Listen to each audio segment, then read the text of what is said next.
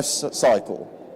Now, obviously, software is going to underpin that, but in many respects, the key is whether the people adopt the process, because otherwise the software alone won't actually solve the problem. Over the past year or so, there's been a large prevalence of 4D. There's usually a number of vendors here at the show, and I'm sure they are. We have Synchro, we have Tekla, we have DStudio, we have Navisworks. Very important pieces of software, but just one element of this life cycle, one element of the picture of the world that we're moving towards BIM. So we hear a lot about them because there's a lot of penetration in terms of how people are utilizing those at that phase of the life cycle. Surprisingly, it's not new. It's new to the construction industry, but in many respects, what it stands for is used in the aerospace industry, it's used in automotive industry and software. It makes sense about joining the elements of the process up to actually have a more efficient process from the original concept design to the actual building of the final structure. And the aim, therefore, is really to get organisations throughout that life cycle to work effectively and efficient with each other. Which might sound, well, that's easy. But if any of you have operated in the construction market, that's quite a challenge. Because of the way it's sort of evolved, particularly here in the UK, it's going to be quite a challenge. And it's really driven, which I'll come on to explain, from the government at this time. But not really done for altruistic reasons. It's actually done because they want to sort of drive a 20% efficiency, and therefore looking to have, for construction or government projects, a subsequent reduction in cost. So there is a commercial element to what we're trying to do, or I should say, what BIM is trying to do. Some people actually feel it might be a fad. Is it a fad? Is it going to go and actually we just fall back into the process we've adopted for years? And that's quite a thing to actually believe that could take place. So if you actually followed software, the adoption of software, I'm utilising Crossing the Chasm here. It's actually adopted by a guy called Geoffrey Moore for the adoption of document systems, documentum to be precise, in the 90s. But it's worth considering because, I was going to say the five of us, however many we are here, we could have an idea today, we could have an idea and we would find somebody who would buy it from us. Somewhere, somebody would buy it. And then we'd find a small number who would also buy it after that, the early adopters. But the key is moving it into the early majority. And a lot of ideas and a lot of solutions never go across that chasm. Will BIM be one of those things as an initiative that will actually, in a number of years, fall away? Well, I would suggest not. And I would suggest that the government, in terms of its push, is building that bridge such that it won't be a chasm. BIM will actually move through and actually be part of the world that the construction industry will live in a number of years to come. But just because it survives, actually how will it adopt? And I use this slide, any of you heard a presentation I gave yesterday, I use the same slide because it's adoption of a technology or adoption of a new process. And the trough of disillusionment, as we have there, the bow, that can kill an initiative. It might not get off the ground. And there is a little bit of a threat when we consider BIM, because in one sense it sounds logical, but there are a number of obstacles in its way. We're talking about, if it's adopted properly, which I'll come on to, it's really going to be a significant change in an industry. And any change where human beings are involved, people are fearful. People want to understand what it will mean to them. And from our side, because we work very closely with the main contractor space, it's unclear because suddenly their relationships with the designers is going to be a little bit different to it has been up to this point, where really they're just going to bid for work once the design's been settled, and now they have to be closer involved. So it's going to be critical to make sure everybody understands what this new world is going to be. And that really brings us on, as we come on through this presentation, the classical element. I would come back to the main contractors as subcontractors who are planning the subsequent build of any building. So as I say, there are a number of hurdles that need to be actually got over if this is going to actually take place, but I firmly believe it will. It's going to take time, but there are signs that it's actually progressing. There's a survey done by the Royal Institute of Architects, which can be made available, the MBS report, which highlights some of that progress. There's also a survey done, which is on the web, which I've got a few bits of that data to show you, which shows again its penetration. So when they did a survey about 1,000 people, we're just starting to see this year compared with last year, a few more people being aware of what BIM is in the construction. Now these are architects, these are designers, these are contractors across the whole life cycle. More and more people now not unaware of what's going on and are starting to use it. When you look at its penetration over the last year, more and more higher percentage are actually utilising or using BIM as a process for the construction projects they're involved in. Or they believe they will in a year's time, or in a few years' time. So the momentum is starting to build in this particular initiative. And as I said, the driver for this, in terms of how fast, will be the economy. Because the economy can't ignore. I talked about this yesterday, the need for programme resource management in such a tight economic environment. That still applies to the adoption of BIM. People are fearful it'll cost money, change will cost money, why should we do it? But it's coming. And it's partly coming because the government here in the UK is determined, and there's talks this afternoon by David Philp to really give you an update on exactly what that penetration and what it means. Because they're actually looking to have less, in all these construction projects, less waste, inefficiency, litigation in the construction market, energy and carbon wastage, and obviously they're looking for collaboration right throughout the life cycle and are therefore allowing a building, once it's been built and maintained, to actually be done in the most cost-effective way possible. But they need to ensure there's evidence of BIM actually taking place. And I'll touch on what that means in a few moments, with a target date for all government projects by 2016. So there isn't really that time or opportunity for people to bury their head in the sand. Some people view that actually it'll just be large projects. But actually the determination, once you consider the logic in the approach, is will be all size of projects. So it's something that the industry and the suppliers to that industry, such as Asta, need to ensure they understand what the implications are. I'll only take a few minutes on this slide, and this afternoon David Philp will give you more details. But the key thing here, if there is there a light on this? Do you know?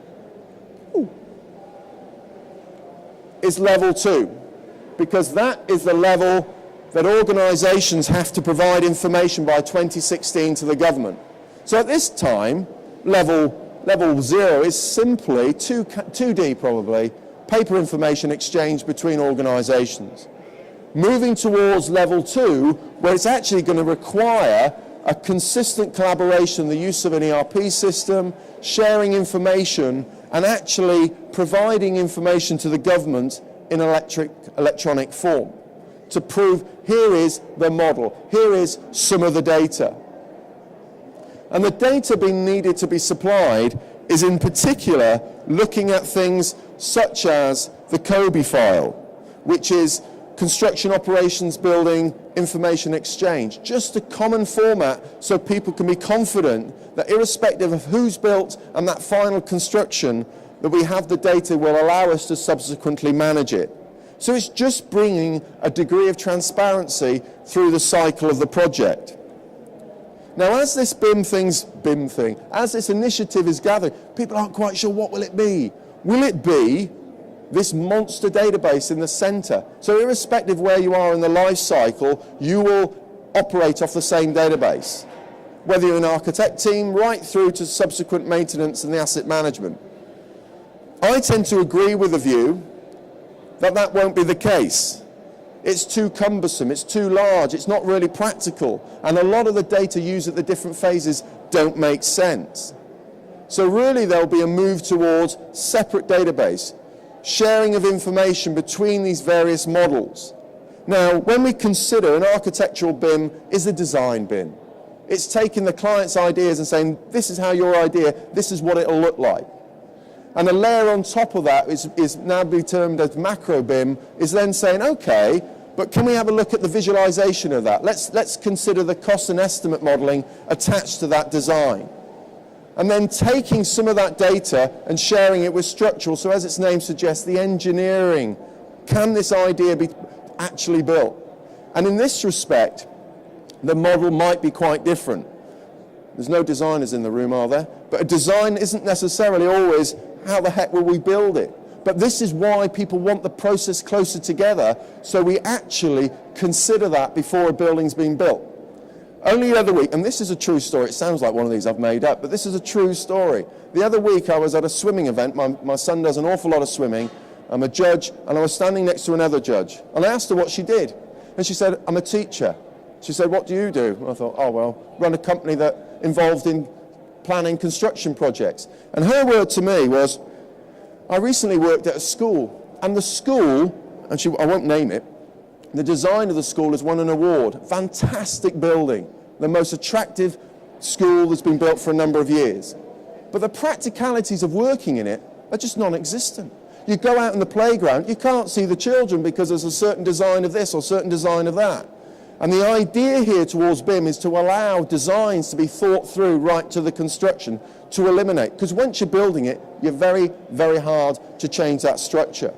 So the structure, the M&E, the fitting it out, the construction itself in terms of the fabrication, all working using relevant information to each other, to eventually the maintenance BIM talking about an as-built BIM, which is the real data, what actually happened on site. And that in itself will be a big challenge, because a lot of that information people won't want to give.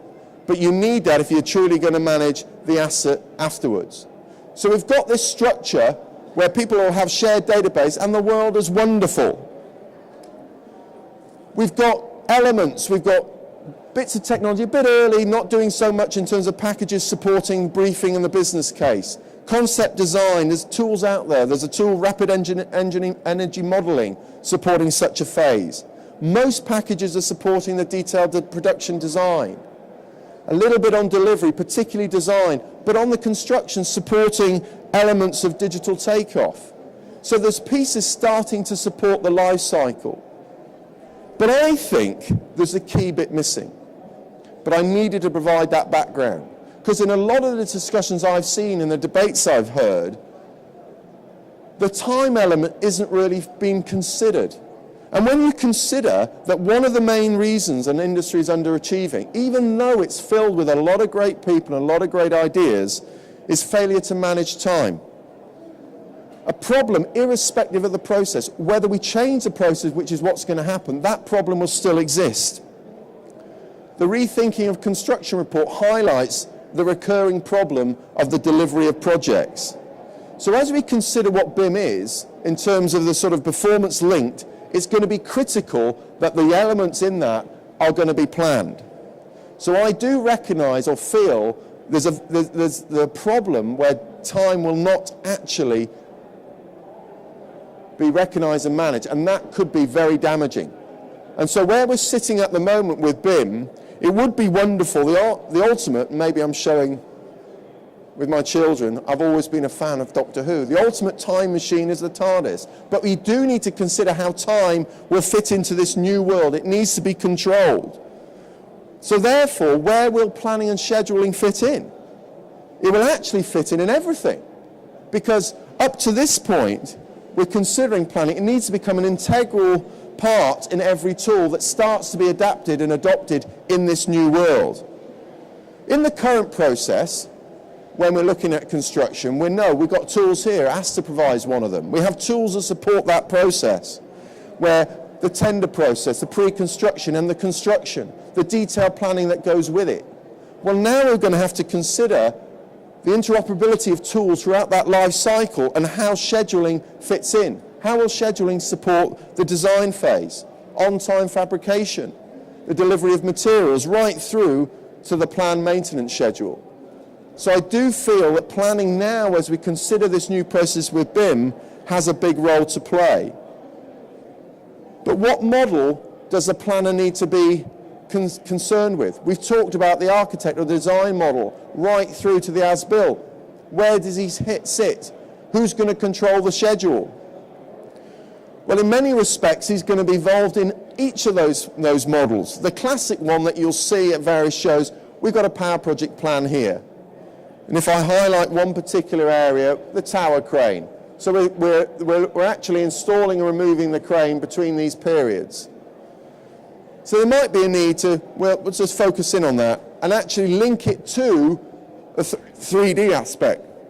So we can sequence and look to see if there are collision detection issues. Because a number of times a crane's been planned to be inside a construction, and then the difficulty of getting it out is quite surprising. So the role of scheduling is a little bit more obvious. That's why we're considering an awful lot of the role of 4D.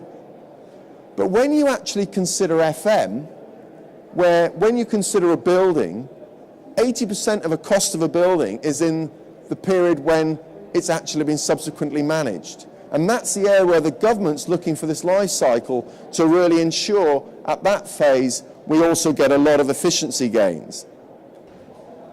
FM is really about time, cost and cash flow. How are we going to manage that? But what we're finding in this industry, it's not just about new builds, it's also about existing. When you look at London Underground, the amount of assets it has. Most buildings are over 10 years old, so retrospective models are being built. But what does this mean in terms of scheduling? Well, when you consider the importance of understanding in a later management of a building, when are we going to have to replace element X? It might be the air conditioning unit. How are we going to manage the teams to do subsequent work on this building at a later time? But we also need to consider at the early point of actually planning the original build, what quality of materials should we use? The frequency of change, because therefore there's no point in building something with certain elements if the life cycle of that building is expected to be relatively short. So what if scenarios? So this is all about scheduling and exploring what the maintenance and cash flow schedules would result from decisions right early on in the design phase itself. So project managers and planners, I actually believe they have an exciting and interesting time ahead of themselves. I think there's an awful lot of concern. There's concern in terms of what this new world will be. Will the designers suddenly do the plans? I've been involved in meetings where a plan pops out of a design tool and the planner goes, well, I don't trust that because I know what planning is and that tool doesn't. So there are challenges, but it's an exciting and interesting time because this is the community that's already tuned into time management, critical path analysis, implications of time delays. So these are the experts that we have who can actually give us a broader view than just what they're doing in the classical phase of construction, the building of the building once the design has been finalized. Because the expert eye, whether it's downstream or upstream, is really going to need to focus on scheduling those key stages, marshalling the relevant resources. So it's, I believe, a new position of authority. And what's critical is identifying software applications that will support this new process change. And therefore, when it comes to Asta and BIM, I'd love to say the tool that we have today, because it's so fit for purpose in the process that we have today, and used by so many main contractors for efficient planning of construction in terms of the buildings that are going up as we speak. But there is going to be a process change. And therefore, we have a role to play, along with the industry, to understand what's the most efficient way of managing scheduling in these different cycles. So we can help with the management of time. We're not quite Doctor Who, but we can manage time in terms of the sort of solutions that we can provide. So we can provide solutions that support any process changes. We have to consider that. I think this is what BIM's about, rather than just saying, we might start doing it. A lot of software companies saying, we're BIM enabled, we're BIM, we're BIM. Nobody's quite sure what this process is and is adopting. And it's important that the suppliers such as ourselves and the people involved in the industry keep communicating such the right solutions come out at the other end.